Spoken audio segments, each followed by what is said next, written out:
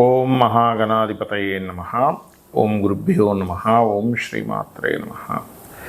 అరుణాం కరుణాతరంగితాక్షీం ధృతపాశాంకుశపుష్పబాణచాపాం అనిమాదిభిరావృతాం మయూకైః అహమిత్యేవ విభావయే భవానీం. శ్రీమాత్రే నమః.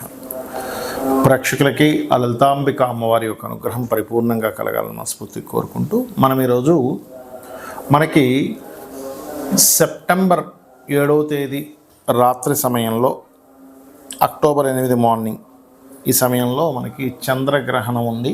దాని తర్వాత 15 రోజులకి సూర్యగ్రహణం కూడా వస్తుంది. ఫస్ట్ మనం చంద్రగ్రహణం గురించి, అలాగే ఏ రాసుల వారికి అద్భుతంగా ఉండబోతుంది, ఎవరు కించిత్ జాగ్రత్తగా ఏ విషయాల్లో జాగ్రత్తగా ఉండాలి, మరియు అదేవిధంగా ఎటువంటి దానములు ఇవ్వాలి, ఏ మంత్రం గనక ఏ లగ్నం వారు లేదా ఏ రాశి వారు చేసుకుంటే ఈ గ్రహణం వచ్చే వరకు చేసుకుని గ్రహణం రోజు చేసుకుంటే అది పునశ్చరణ అవుతుంది. అంటే ఇన్ని రోజులు ఏదైతే మంత్రం చేశారో దాని తర్వాత ఆ ఒక్కరోజు చేసింది ఇన్ని రోజులు చేసిన ఫలితం వస్తుంది, పునశ్చరణ అంటారు. అలా ఎవరెవరు ఏ మంత్రం పఠించాలి, అమ్మవారి నామాల్లో ముఖ్యంగా లలిత సహస్రనామాల్లో ఏ విషయాలు జాగ్రత్తగా ఉండాలనేటువంటి విషయాలు చెప్తుంది నేనైనప్పటికీ కూడా చెప్పిస్తుంది సాక్షాత్ లలిత అమ్మవారిగా భావిస్తూ ఒక్కొక్కటిగా తెలుసుకుందాం. మీన లగ్నము, మీన రాశి. మీనం వారికి 12వ స్థానంలో గ్రహణం జరుగుతుంది. అదేవిధంగా మీకు ఏలినాడు శని యొక్క ప్రభావంలో శని భగవానుడు వక్రించి వెనక్కి వెళ్ళాడు.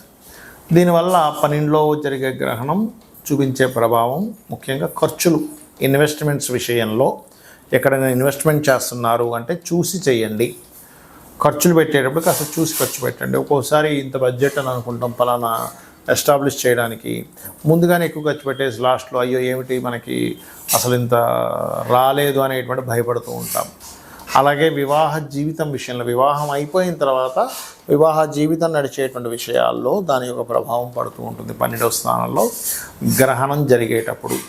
సంతానం విషయంలో కూడా, ఎందుకంటే ఇక్కడ మీనరాశి వారు కూడా కాస్త సంతానం, గర్భవతులు జాగ్రత్తగా ఉండాలి. పంచమాధిపతి చంద్రుడు వెళ్ళి 12లో ఉంటూ చంద్రగ్రహణం పడుతుంది కాబట్టి ముఖ్యంగా ఆల్రెడీ ఇప్పటికే ప్రెగ్నెన్సీ ఉన్నటువంటి వారు ఆ సమయంలో కట్ చేయడం కానీ, అంటే అర్ధరాత్రి కాబట్టి కట్ చేసే పనులు ఏమి ఉండవు కానీ చెప్తున్నా, గోర్లు తీసుకోవడం కానీ, కొంతమంది తెలియక గోక్కుంటూ ఉంటారు, గోక్కోవడము, లేకపోతే ఏవో ఆ టైంలో ఏదో పనులు చేయడం, కత్తెర తీసుకుని అస్సలు చేయకూడదు. పుట్టే పిల్లలకి గ్రహణ ముర్ర వస్తుందని శాస్త్రంలో ఉంది కాబట్టి చేయకండి.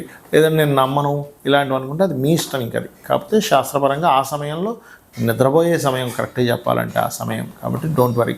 కాకపోతే ఎవరైనా సాధన చేసుకునేవారు, నాకు ఇంకా బాగుండాలి అనుకునేటువంటి వారు దుర్గా రాజరాజేశ్వరి అమ్మవారి ఆరాధన చేసుకుంటే చాలా మంచిది. మరియు దీంతోపాటు ఈ 12వ స్థానం అనేటువంటిది తండ్రి గారి ఆస్తిని కూడా సూచిస్తుంది కాబట్టి తండ్రి గారి ఆస్తికి సంబంధించిన ప్రాపర్టీ విషయంలో కొంత జాగ్రత్తగా ఉండాలి. తొందరపాటు నిర్ణయాలు మీనరాశి లేదా మీన లగ్నం వారు చేయకూడదు, గుర్తుపెట్టుకోండి.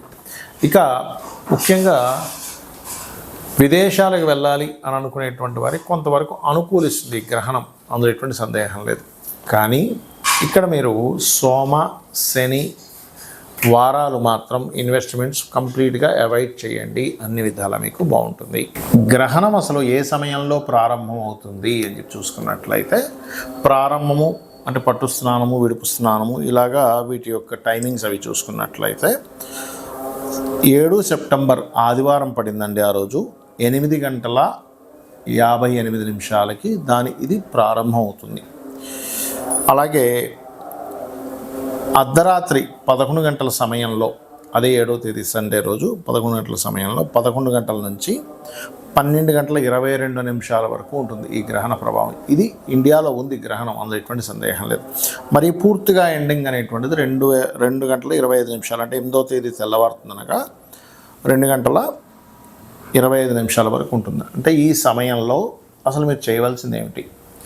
గ్రహణం అనేటువంటిది ఒక వరంగా భావించండి, గుర్తుపెట్టుకోండి. గ్రహణం వరం, అంతేగాని గ్రహణం అంటే భయపడేదో కాదు. మన మహర్షులు ఆ సమయంలో శక్తి ఎక్కువగా ఉంటుంది కాబట్టి మీరు ఆ రోజు చేసే మంత్రము ఒక్కసారి చేసింది 1000 సార్లు చేసిన ఫలితం వస్తుంది. అంటే ఉదాహరణకి ఓం గం గణాధిపతయే నమః అని అనుకున్నాం, 1000 సార్లు చేసిన ఫలితం ఉంటుంది. ఇందులో మీకు అసలు నక్షత్రము రాశి ఏమీ తెలియదండి, కానీ ఆ రోజు నేను మంత్రం చేసుకుందాం అనుకుంటున్నాను అనుకునేటువంటి వారు వారి ఇబ్బందులను బట్టి ఒక్కో మంత్రం చేసుకోవచ్చు. ఉదాహరణకి ప్రతిదీ ఆటంకాలు అవుతున్నాయి. ఉదాహరణకి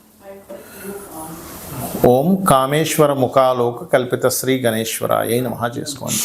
అలా కాదండి, ధన సంబంధించిన ఇబ్బంది బాగా పడుతున్నాము అని అనుకుంటే కనుక ఓం సంపత్కరీ సమారూఢ సింధుర వ్రజ సేవితాయ నమః చేసుకోండి. లేదంటే అప్పులు ఉన్నాయి ఎక్కువగా అనుకునేటువంటి వారు ఓం అపర్ణాయే నమః మనసులో చేసుకోవచ్చు, ఏమి ఇబ్బంది లేదు, గుర్తుపెట్టుకోండి.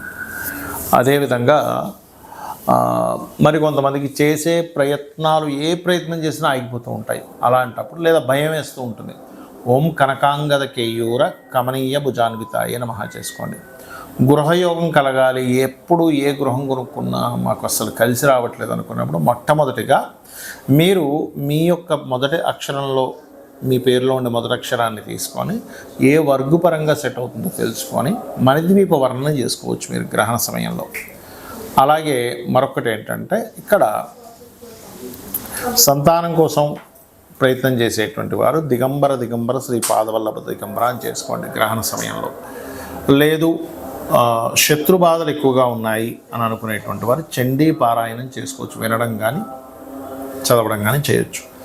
వివాహం అవ్వట్లేదు అనుకునేటువంటి వారు ఓం శివకామేశ్వరాంకస్త శివా స్వాధీన వల్లభాయ నమః, లేదా ఓం కామేశబద్ధ మాంగళ్య సూత్ర శోభిత కందర. కామేశబద్ధ మాంగళ్య అయితేనేమో వివాహం అవుతుంది, శివకామేశ్వరాంకస్త చేసుకుంటేనేమో భార్యాభర్తల మధ్యన గొడవలు తగ్గుతాయి. ఆకస్మికంగా కొన్ని ఇబ్బందులు వస్తున్నాయి అన్నప్పుడు ఓం అష్టమీ చంద్ర విభ్రాజ అలికస్థల శోభితాయ నమః చేసుకోండి. అలా కాకుండా మీరు ఉద్యోగ సంబంధించిన ఇబ్బందులు ఉన్నాయి, అలాంటప్పుడు ఓం మాణిక్య మకుటాకార జానుద్వయ విరాజితాయ నమః. వ్యాపార సంబంధించిన ఇబ్బంది వస్తుంది అన్నప్పుడు ఓం ఇంద్రగోప పరిక్షిప్త స్మరతూనా భజంగికాయ నమః. విదేశాలకు వెళ్ళాలి, ఫస్ట్ మీ జాతకంలో యోగం ఉందో లేదో చూసుకొని 2 times అంటే ఆ గ్రహణ సమయంలో హనుమాన్ చాలీసా చేయండి, సంకల్పం చెప్పుకోండి, ఖచ్చితంగా పని తీరుతుంది. ఇక్కడ అమావాస్యలు కూడా వస్తుంటాయి ఒక్కోసారి. అమావాస్యలకి ఎవరికైనా సరే అంటే ఈ గ్రహణం రోజు చేయడం వల్ల ఏమవుతుందంటే, ఇది ఈ మంత్రాన్ని మొదటి నుంచి మొదలుపెట్టి అంటే ఇప్పటి నుంచే మొదలుపెట్టి గ్రహణ సమయం వరకు చేస్తే ఎన్ని వేలైతే అవుతుందో మీరు మరలా గ్రహణం రోజు చేసిన ఇంతకాలం చేసిన ఫలితం వస్తుంది. అమావాస్యలు ఎవరికైనా బాగా ఇబ్బందులు ఉన్నాయన్నప్పుడు అమావాస్యలు వచ్చినప్పుడు పితృతర్పణాలు స్వయంపాకం ఇవ్వడం చేస్తుండాలి.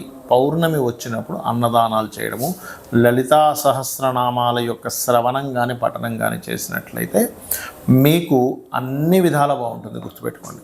అయితే ఇక్కడ ఒక్క విషయం ఏంటంటే, గ్రహణము కొన్ని రాసుల వారికి మంచి కూడా చేస్తుంది, అందులో ఎటువంటి సందేహం లేదు. ఎవరికైతే ఇబ్బంది ఇస్తుందో వారు నేను చెప్పిన మంత్రం చేసుకొని గ్రహణం తర్వాత రోజు చక్కగా మీరు 2 నాగ పడగలు లాంటివి ఉంటాయి, అవి బియ్యము, మినుములు, నువ్వులు దానము, ఒక చిన్న రాగి కానీ లేకపోతే మన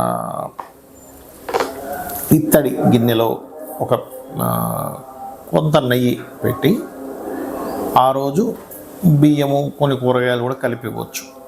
మీరు ఎవరికైతే పురోహితుడికి నెక్స్ట్ డే తర్వాత రోజు ఇస్తారో అది మీకు ఉపశమనాన్ని ఇస్తుంది.